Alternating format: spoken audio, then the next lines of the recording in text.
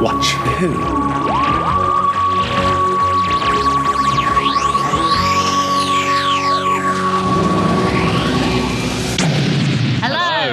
And welcome to Watch Who, a Doctor Who podcast. I'm Mark. I'm Sarah. And I'm a Doctor Who fan. And I'm new to watching Who. Yeah, watching for the very first time. Very first time. And here we are. We're in the Undercity. We haven't paid our taxes, so we're hiding out here at the moment.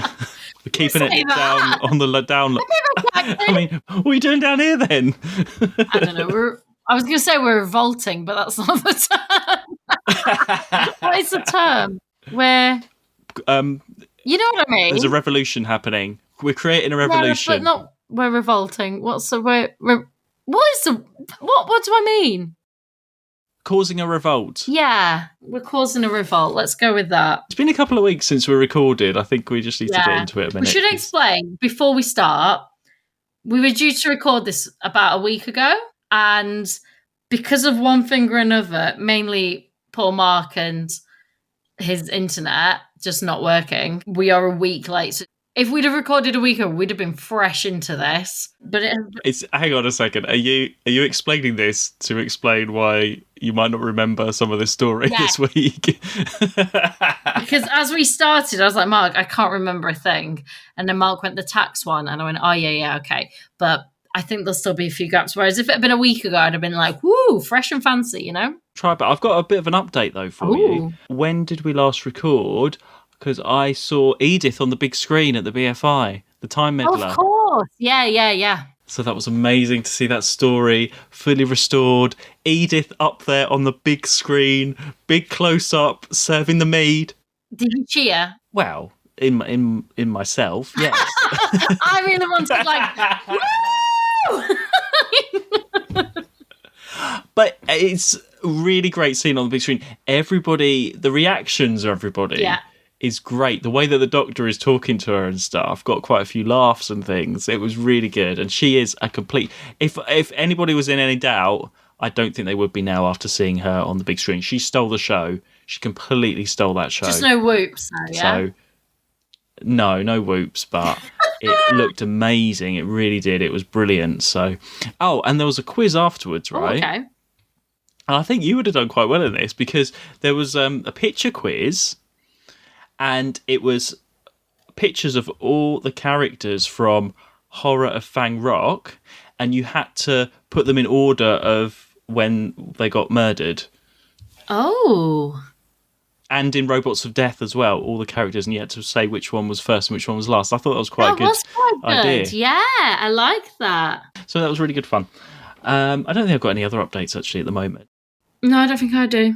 No, haven't been watching anything else? Have I been watching anything else? Let's just have a quick... Oh, well, yeah, actually, I can't remember if I mentioned this last time. I'm rewatching Veronica Mars. So I went and got my nails done. I get my nails done like once a month.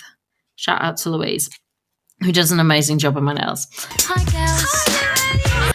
And I was like, I'm stressed. I need something to like unwind with. And she was like, I'm rewatching Veronica Mars. I was like, I've not watched Veronica Mars in years since it was on.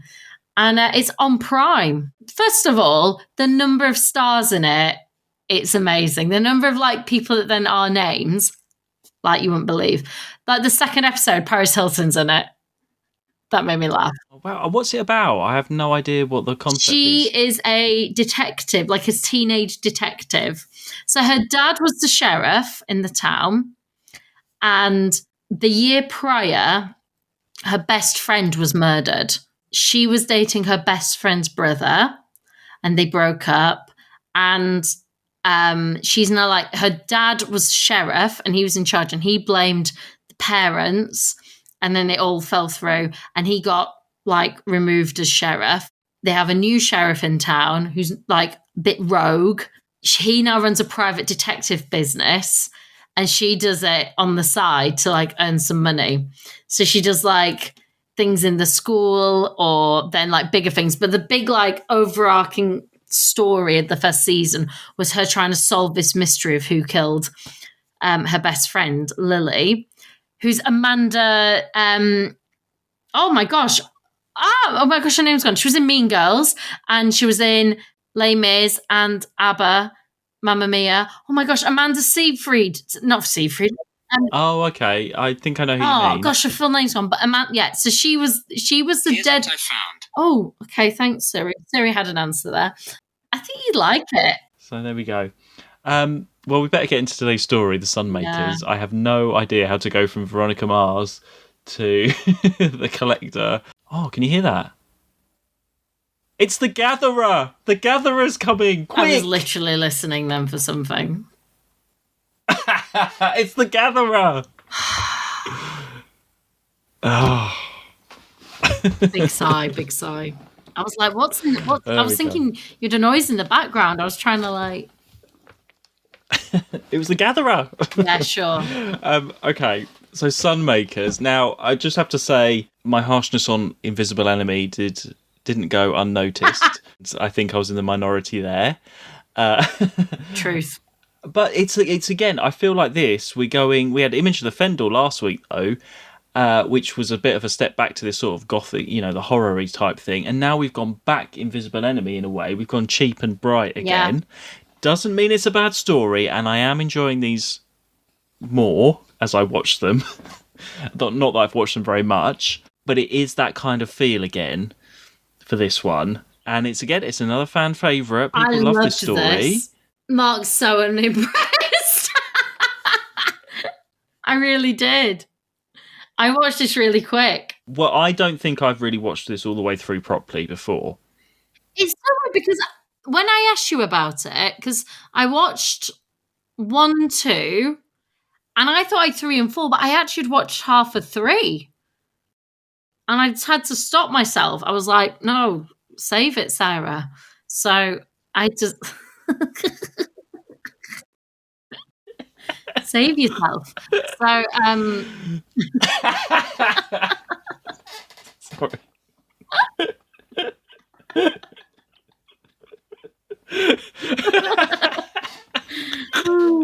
Don't enjoy it all at once.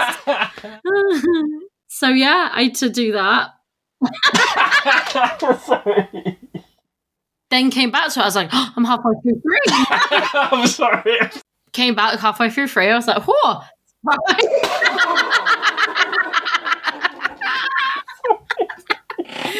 trying to finish his story, Mark. Every time you laugh, I still remember where I am again.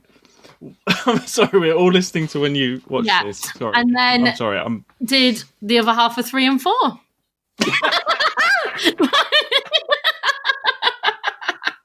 So you watch this. You watch a lot of this at once. Is what you're trying to say. Yeah. Are you all right? Right. I knew you weren't done. Okay. I'm okay. Oh, okay.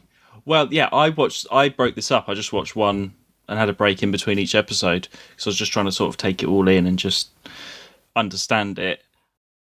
It's funny because I don't feel you need to understand it, and I feel that's kind of the point. Well, okay, it feels like, and I don't know if it's because it's the...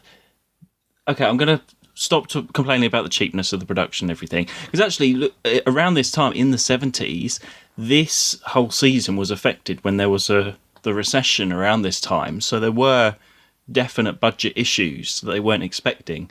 And it does reflect.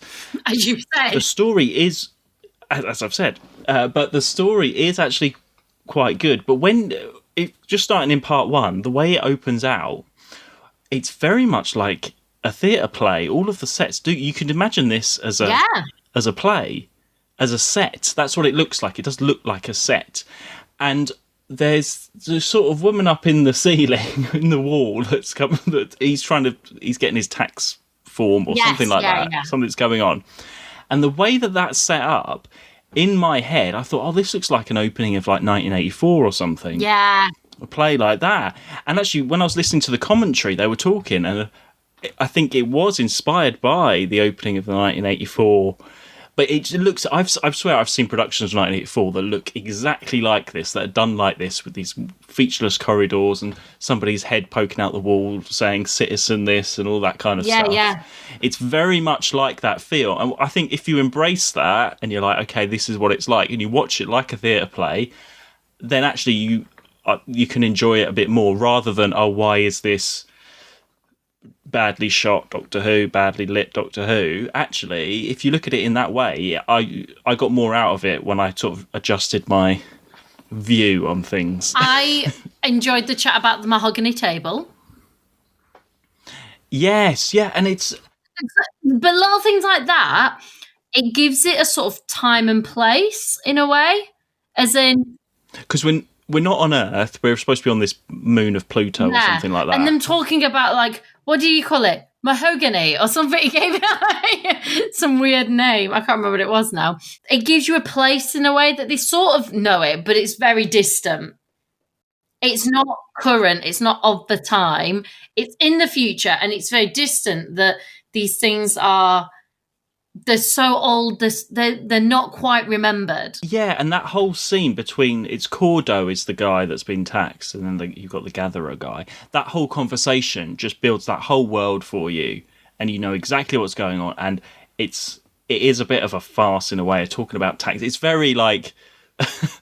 we are going to do a political commentary. Like you had that argument a few weeks ago about Doctor Who's not political or woke or whatever, and you get a story like this, which is completely just obvious that they're having a go at like the government and taxes and... But also, it's so... I found it really tongue-in-cheek funny, and maybe that's why I enjoyed it, because like, of course they've put taxes up, like, and of course like no one knows about it, and of course you can't pay it.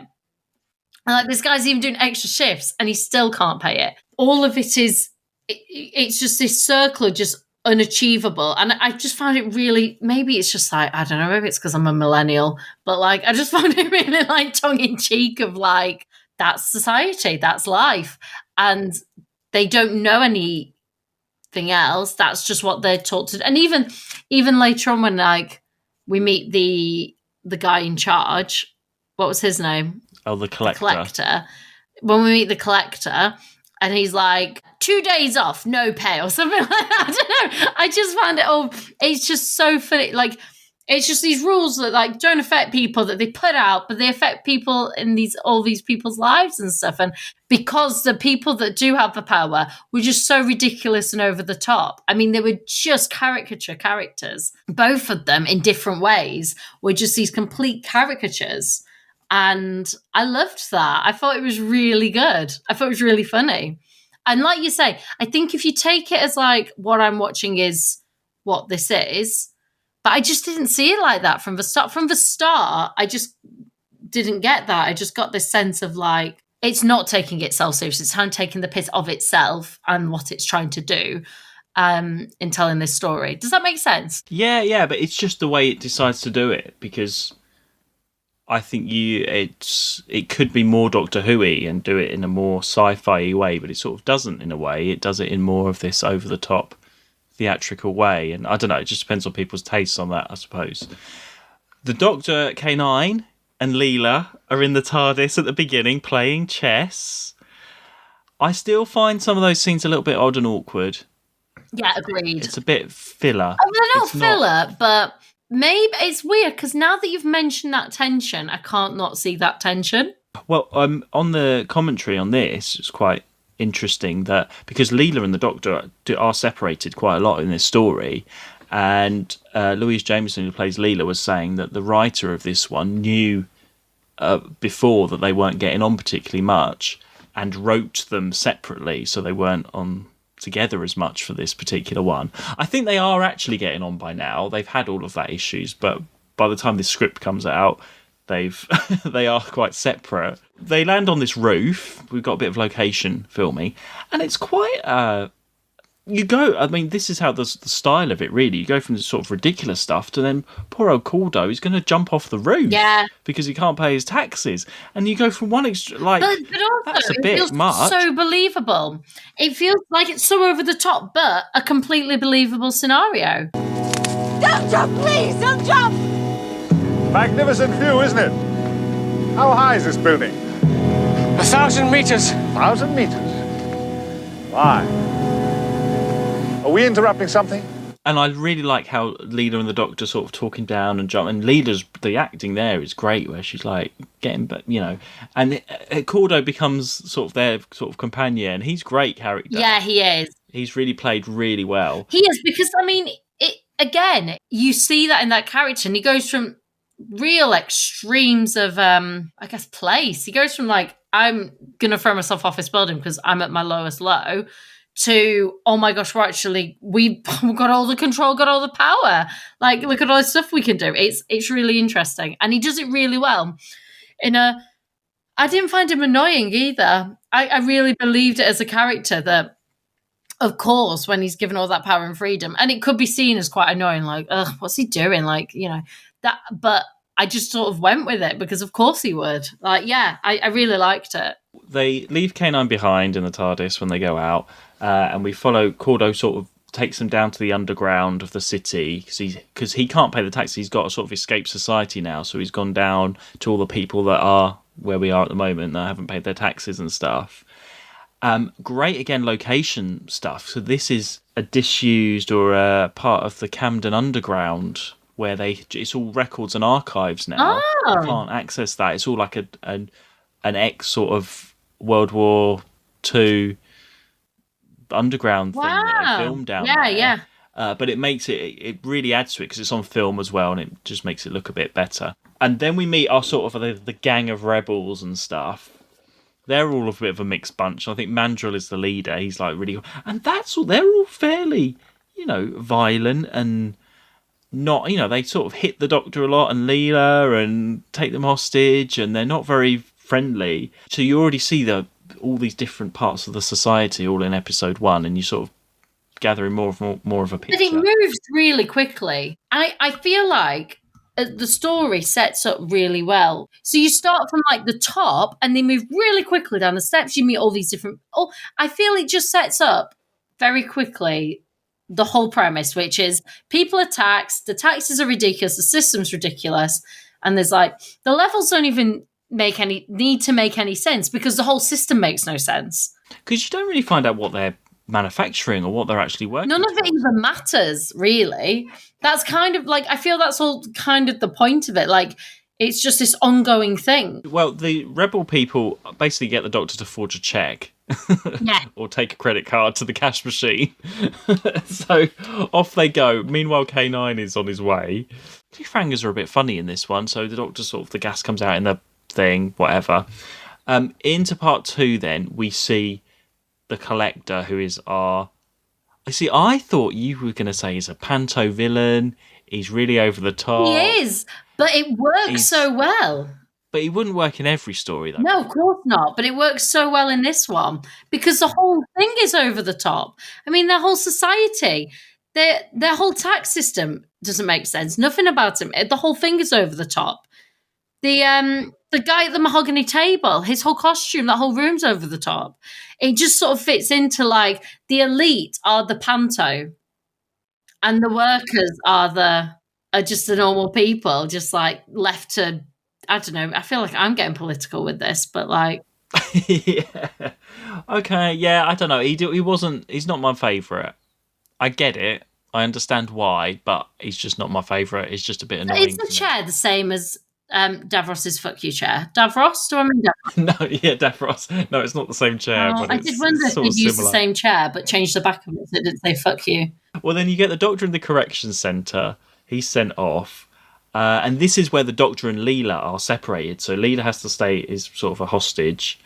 And the Doctor's off in the correction centre. He meets that guy, that friendly guy that's also in the correction centre, who turns out to be sort of a friend. They sort of collect a bit of a gang of people, don't they? He's great. Loved him. He's brilliant. I can't remember his name, but he's great. But also, again, just a character that's just like, oh yeah, well, I'm in here because of it. Like, well, this is going to happen. And again, there's no bullshitting in this story because this is what their lives are. And they just get on with it.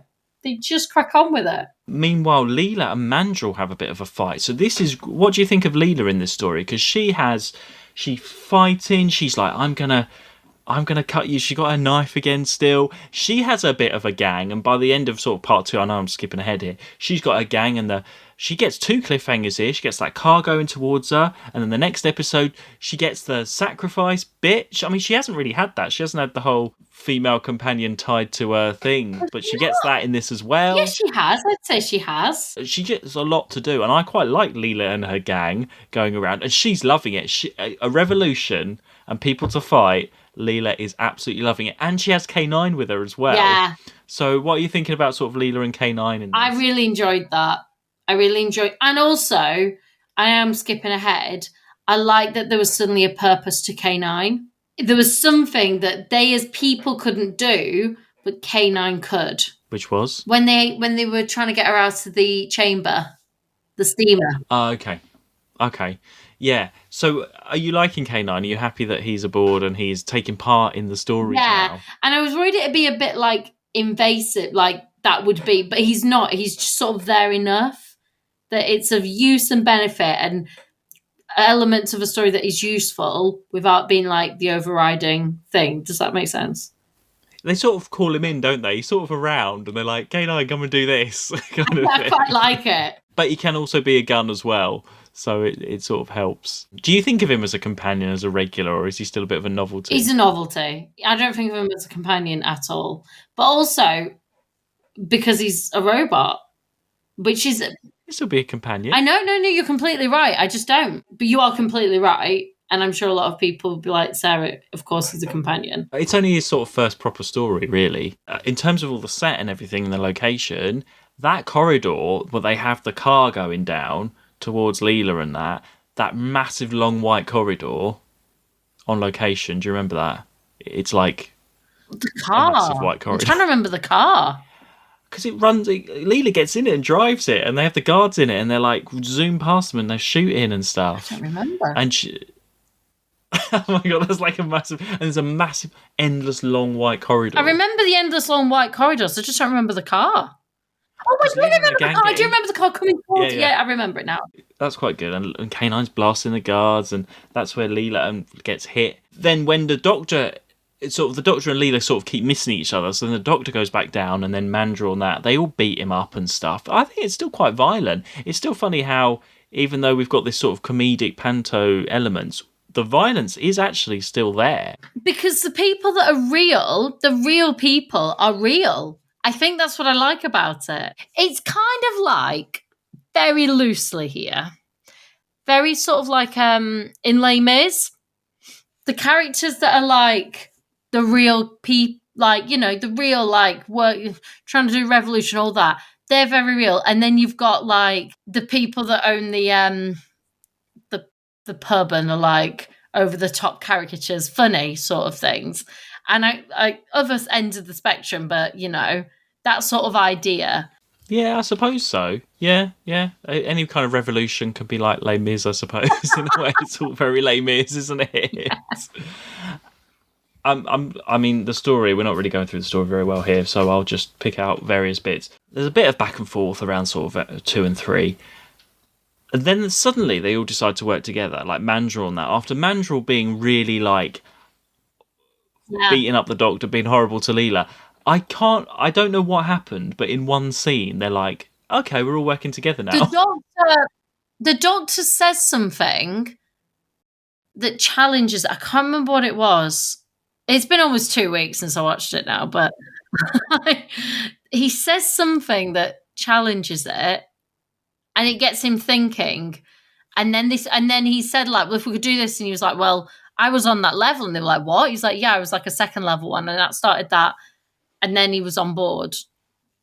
Like, I think in being challenged, he realised that his view isn't the only view. And then it was something like that. I can't remember it, though. It made sense, but it was very quick. Yeah, it was, and then they're all together now. But also bear in mind, the extremes of their society are, you're either a worker or you're revolutionising things. Like, they are the two extremes. If you're anti the working what they're doing, you're in this category.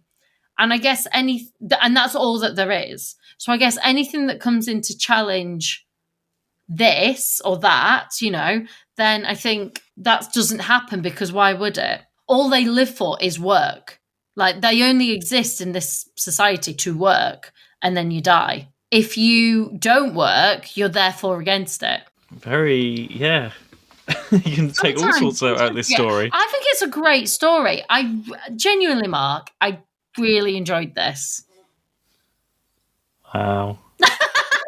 I'm trying to. Wow. I'm trying to. I want that wow, just like as my ringtone. Wow. No, I can't. Yeah, I can see that. I didn't really get the stuff about Leela being put in the steamer and all of that. I guess it just needed. The whole point of it was like it was some sort of torture chamber that provided torture, and because they're higher class, that it doesn't matter what it is, they just call it the steamer. That was it. Because they had an audience, didn't they? And it looked like a really bad set of like a little sort of a bit of steel deck with some sort of coffee chairs and some people sitting around. That was a bit odd. And they had to pay for it. They had to pay to go and watch it. And it's seen as entertainment. Again, it's very like old school, like, well, the people like kind of like Big Brother, isn't it? Like for entertainment, we well, yeah, it's going back to that sort of 1984 stuff, isn't it? People of that do the wrong, and you get to see it. So you that behave get to see the people that aren't doing that you're doing and see their punishment for fun, pleasure. Have you seen 1984 on stage? I haven't. I've read the book. Oh, we did it at school. We went to see it in Southend. It's quite a good production. Yeah. What's your takeaway from it? Yeah, it was good. Yeah, it reminds you. I was. It's very much. It's a bit like when we saw that Clockwork Orange production. That was really good, wasn't it? We enjoyed that. That's a very similar sort of theme, isn't it? That kind of. That's what it reminded me. That's what this reminded me. This could be the sort of Clockwork Orange on stage, sort of. Well, the Clockwork Orange was the rebellions, like the rebels. The rebellions. We're talking about the rebels, whereas 1984 is the workers seeing it and learning. They're in very much the same world. The Sunmakers, the Clockwork Orange, and 1984 are sort of all in the same sort of category in my head. So it's all that kind of same thing Black to Mirror. me. And Black Mirror, yeah. I mean, this is a Black. Yeah, this is like a Black Mirror, isn't it? But it is very Black Mirror because, again, in Black Mirror, things can be extreme, like the Panto villain. What happens next? So so Leela gets rescued. I just noted that I don't think Leela is in that situation very much because she's a bit stronger than that usually. She puts up a good fight throughout it. I think it's the feistiest I've seen her. And this is Louise Jameson's favourite story. She says she loves this one. I can imagine. Like it's a good story and she gets a lot to do in this. We still get a few other silly moments where in part 4 the Doctor's like hypnotising that guard. Do you remember that? And I enjoyed that. And then Leela falls asleep. But then later on he's like, wake up when I say wake up. And then he's having that argument with the Collector and he's like, oh, wake up. And then you see the guard waking up. Like, I don't know, all that kind of stuff. I like that. But again, that keeps it grounded into the world and story because we've seen him do stuff like that before, haven't we? The whole sort of Collector and the Doctor, they have a nice sort of scene in part 4 where it's sort of, the Doctor's, going head to head with the villain, and we find out a bit more. There's something, I think it was in the documentary on this, on the DVD, they were like, there's no reason for it actually to be called the Sunmakers. There's no, apart from they say there's a lot of suns around the thing, it doesn't actually mean anything. The title doesn't actually relate to the story particularly. There was something about, wasn't it though, that like, weren't they kind of made extra something from the sun? Yeah, there was something about when the suns go, they'll just leave them and they'll move on. Yeah, I didn't really pick up on that very much. The revolution continues. I thought it was quite shocking when they throw the Gatherer off the roof, though. Yeah, I like that. He literally comes along and they're like, wait, and off he goes. I liked that. I mean, it's a bit quick, and they're like, yeah, done. Let's carry on. Like, for that character, who is quite a big presence throughout, to suddenly just go. I also loved the arrogance of him not thinking they would do that. It fits into this world of like, well, I come and say it in my ridiculous over-the-top costume, and they'll do as I say, and they don't, and then they just get rid of him. I don't know. I loved it. There was so much. Oh, gosh, someone must have broken this story down and had a good thesis on it because there's so many things that like you could really break down about society and about it's a really good story. And the collector turns out to be an alien fungus thing. And then I don't really like the way that there's that like hole in his. There's like this weird like hole in his chair, and it goes through, and then they put the cork in, and he's supposed to be some fungusy thing that's in there. That was a bit rad. He just suddenly shrinks and just disappeared. What I loved was the Doctor changing some numbers that made him go. I don't know. I found that quite funny. I did find that funny. And they've tried other ways of taking over the one. They found the most successful way is this. There's something really dark about that, and true. There's a real truth and darkness to it. Yeah, it's definitely its own style of Doctor Who. Whether it's something you like, we don't know. But I don't. It's just one that I wouldn't necessarily. I wouldn't think. Oh, I really feel like watching a Doctor Who. I'm going to pick this up. See, now I'd rather have a Terry Nation. But I have people I just want a Terry Nation. that I would send this episode to and be like, "You'd like this." Really? Yeah. Because I think there's an element of like you can take the era and be like, this was the 70s, so things can be forgiven in terms of like set, costumes, TV, the times are different. But actually, the story itself and stuff, I think I've people that I think would watch this and just find it very funny and relatable and hilarious, as I did. I really enjoyed it. Oh my god! Well, here you've heard it here, everybody. It's the Sunmakers revival. It's gonna be. Tell everybody. Yeah. Hashtag Sunmakers. It's better than the Invisible Enemy and better than Image of the Fendal, I will say. Which ones were those? So Invisible Enemy was Prawn. Oh, I enjoyed Prawn. And Fendal was last week. 4 scientists, Gold Lady, Worm, Slug. In the house. You're looking at me blank. Gold Lady's really thrown me. Skull, glowing skull. Oh, glowing skull. Yeah. Got it. There's always a word. There's a word. Gold Lady's what that will threw remind me. you. I was like, Gold Lady. I think we could probably go through all Doctor Who stories, like say one word, and it would be the word that reminds you. This one is taxes. Yeah, this was taxes. We got prawn, skull, taxes. Yeah, you need to remember these when you have to describe the Doskers to me later. Yeah, as always. Yeah. And we don't have a monster in this. You don't have your traditional. Again, it's quite refreshing. That's what I liked about Prawn one. That it just felt different. It felt like we just went somewhere completely different. We were in a hospital and it was completely different. And I liked that. And it's the same with this. I liked that this just felt so different. Okay, well, this is the thing. I don't know if it continues like this, though. I mean, that's the thing. It's good that we've had that variety, I suppose. We haven't had something each week. It's been different. It has, week, yeah. Back and forth. At least there is that. I'm trying to be as positive as I can. I know you are. It's hard. It's not so bad. It's not terrible. I mean, I was harsh on Invisible Enemy, but that is the nicest I've been about it ever. So it's getting there. And actually, yeah, watching these again, I do appreciate them. I'm just not familiar. Mark's trying to be as nice as possible. Okay, just bear that in mind. I'm just like these ones. Maybe if I had this on video as a kid and I watched this a lot, I'd have that a bit more familiarity with it, but I didn't. I just never got these. All these came out really towards the end of the videos for some reason, like all around this season. They just weren't early on for whatever reason. They didn't choose these ones, so that's why I think people don't know these ones as well, maybe.